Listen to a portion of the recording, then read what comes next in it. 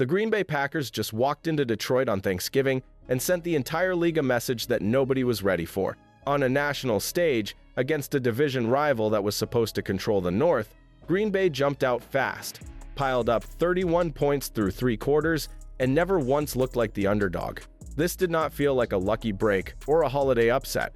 It felt like a team that knows exactly who it is now, marching into a loud building and taking the game away from the Detroit Lions before they could even settle in. The crazy part is how calm it all looked from the Packers' side. Jordan Love stood in the pocket and played like a star, firing 4 touchdowns with 0 interceptions, and never once putting the ball in real danger. Christian Watson finally looked like that pure speed threat again, stacking explosive plays and a deep score that ripped the top off the defense. Dontavion Wicks turned into the quiet assassin, winning on 4th down, winning in the red zone, and turning tight windows into big moments. When your young quarterback and young wide receivers are doing this on the road in a pressure game, you are not just sneaking into the playoff picture, you are forcing the league to start rearranging the way they talk about you. But the real shock for the rest of the NFL is that this reminder did not come from offense alone. A defense led by Micah Parsons kept creating negative plays, tightening up in the red zone and making a high-powered Detroit attack work for every yard. That combination of fearless offense and disruptive defense is what turns one big holiday win into a real problem for everyone else in the conference. And the twist that changes everything is this: none of it happens if Matt Laflur does not flip the switch and call the most aggressive game of his Green Bay career. So now we need to dig into how his mindset on 3rd and 4th down completely changed the Packers' future.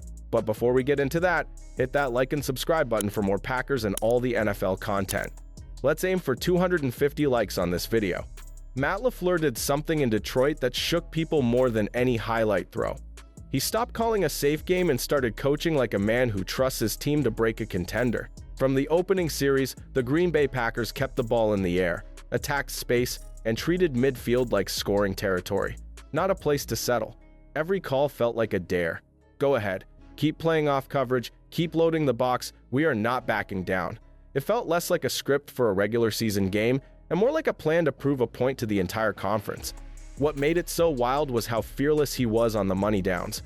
On 3rd down, he called plays, knowing that 4th down was still live, which opened the door for aggressive shots instead of short, scared throws. He kept the offense on the field when most coaches would punt, trusted Jordan Love to attack tight windows, and leaned on Christian Watson and Dontavion Wicks to win in pressure moments. Those 4th down throws were not checkdowns, they were statement plays. The kind that tell a defense, you cannot sit on anything. You have to defend every blade of grass.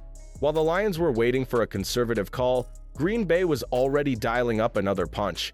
The real problem for the rest of the league is that this style fits the roster almost perfectly. An aggressive play caller, a young quarterback who stays calm, and receivers who can separate down the field is a dangerous mix when you stop playing scared and start playing for the kill. Laflur finally coached like he believed this offense could carry that weight, and every big decision made Detroit a little more uneasy. But none of that works without the guy under center turning those calls into real damage, and the way Jordan Love answered that trust is where this story starts to get even more serious. Jordan Love did more in Detroit than just put together a clean box score. He played the kind of game that changes how a whole league views a quarterback. On a short week, in a loud building, against a defense that had been talked up as top 10 quality, he finished 18 of 30 for 234 yards, with 4 touchdown passes and no interceptions. But the numbers only tell part of it. The ball came out on time, he trusted his reads, and every throw looked like it belonged to a player who now understands this is his team and his moment, not an audition. This did not feel like a young passer surviving a big stage, it felt like a leader taking control of it. The most impressive thing was how Jordan Love handled pressure and situations that usually expose weak spots. Early in the year, he would sometimes miss layups or drift when the pocket got messy. In this game, when Detroit sent heat, he slid, reset, and still pushed the ball down the field. The fade to Dontavion Wicks on 4th down, the deep shot to Christian Watson, the tight window throws on 3rd down. All of them came with bodies around him and the season turning a little bit on each release. He did not float passes or play scared, he drove the ball with confidence and protected it at the same time. That mix of aggression and control is what separates a hot stretch from a real breakthrough. Now you look across the NFC and the picture starts to change. When a quarterback is putting up 4 touchdowns with this kind of calm decision-making, you have to start saying his name next to players like Dak Prescott and Matthew Stafford when you talk about the best in the conference this season. The scary part for everyone else is that Jordan Love did this while still leaving a few throws out there, and while his receiver room is still growing into its final form. If this is the new baseline, then defenses are not just game planning for one good Sunday, they are bracing for a full season of this connection, and that is where Dontavion Wicks and the rest of this young wide receiver group turn into an even bigger problem. Dontavion Wicks picked the perfect moment to turn from a name on the depth chart into a real problem for defenses. Against Detroit, he caught 6 passes for 94 yards with 2 touchdowns, but what really mattered was when those plays happened. 4th down, red zone, one-on-one against tight coverage, Jordan Love kept looking his way, and Dontavion Wicks kept answering. This is the same player who spent last season fighting drop questions and learning the details of the offense, now winning with timing, body control, and calm in the biggest spots. When a young receiver earns that much trust on a holiday stage, it is not a fluke. It is the start of a new scouting report for every defensive coordinator on the schedule. What makes this even more dangerous is that Dontavion Wicks is only one piece of a group that suddenly looks deep and alive again. Christian Watson stretched the field with 4 grabs for 80 yards, and a long score that forced Detroit to back their safeties up.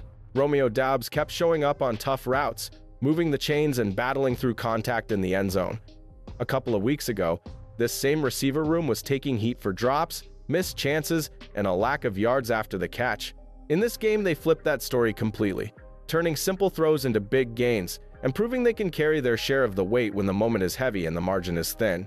The scary part for the rest of the league is that Green Bay is doing this without a full deck yet. Jayden Reed will be back soon, Matthew Golden has not even been fully unleashed, Savion Williams is waiting to add more size outside, and Tucker Kraft will return to give Jordan Love another weapon in the middle of the field. If Dontavion Wicks, Christian Watson, and Romeo Doubs are already forcing teams to pick their poison, imagine that same passing game once all of those pieces are available. And just when defenses start worrying about how to cover everyone, they have to deal with the other side of this story. A pass rush led by Micah Parsons and a front that is built to ruin game plans before routes can even develop. Micah Parsons turned this game into his personal stage, and Detroit felt it from the first quarter.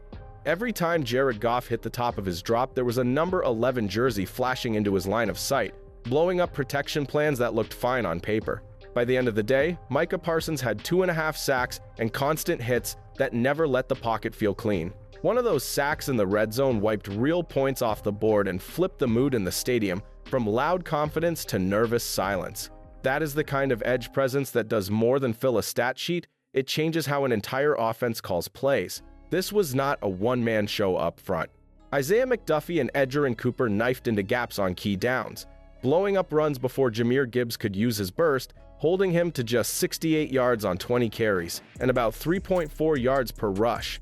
Kingsley Enagbare kept pushing from the opposite side, winning tough reps against tackles and sharing sacks with Micah Parsons when the pocket finally caved in. In the secondary, Evan Williams flew downhill to clean up tackles and help turn short throws into short gains instead of long catch-and-run plays.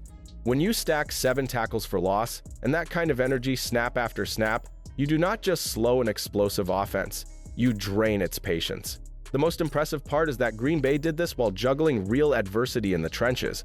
Losing Devontae Wyatt could have easily turned the interior into a weak spot, but players like Carl Brooks, Warren Brinson, and Colby Wooden stepped into bigger roles and kept pushing the pocket from inside while Micah Parsons crashed from the edge. That blend of star power and depth is what makes this front feel built for cold weather games, tight playoff scores, and long drives where one sack can end everything.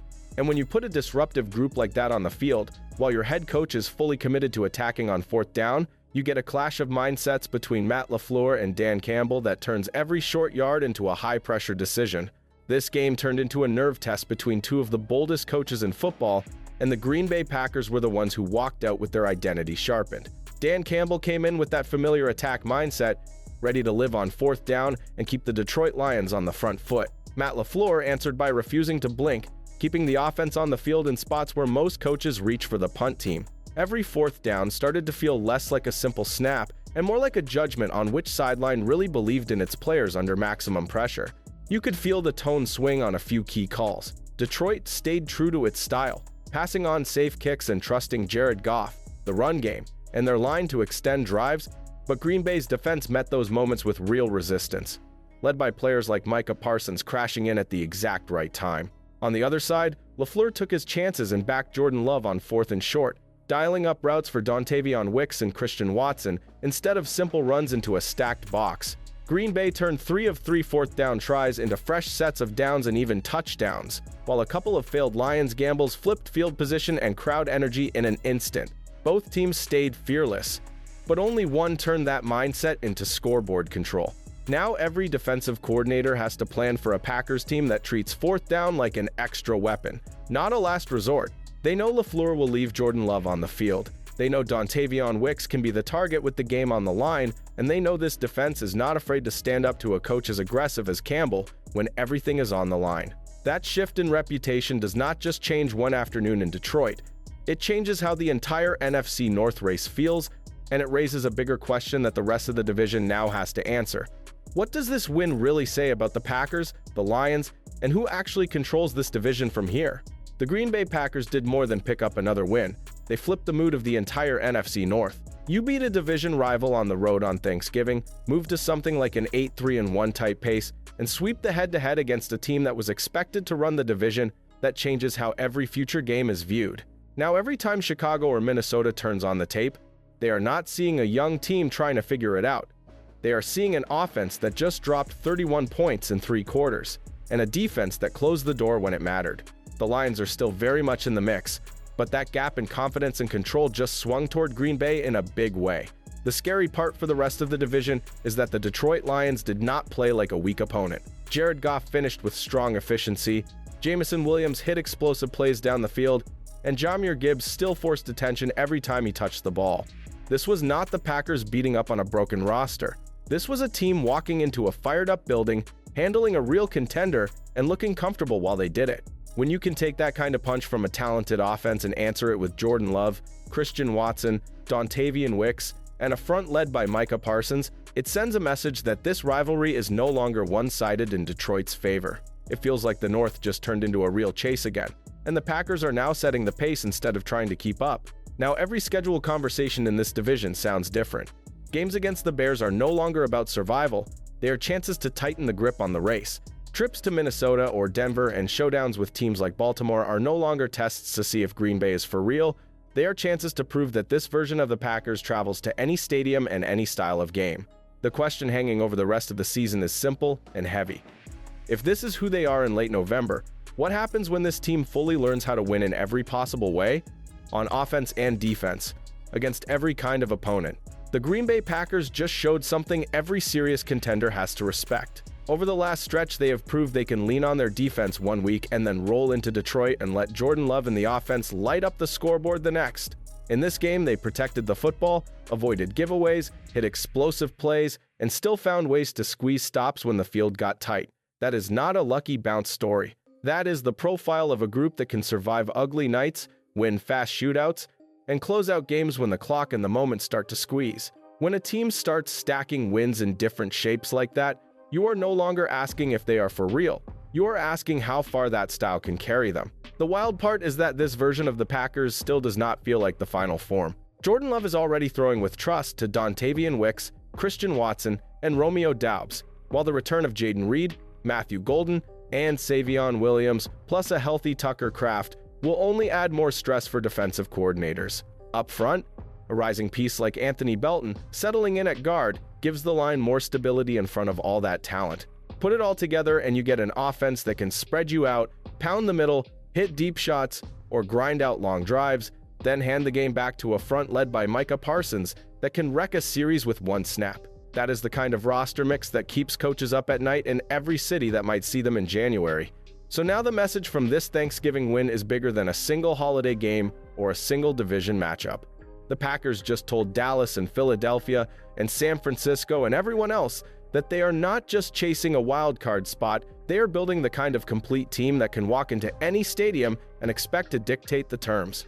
If Jordan Love keeps playing at this level, if the young receivers keep growing, and if Micah Parsons and that front keep hunting the way they did in Detroit, this reminder turns into a warning. The real test will come when the lights get even brighter and the games stop giving second chances, and that is when we will find out if Green Bay is not only back in the race but ready to run straight through it.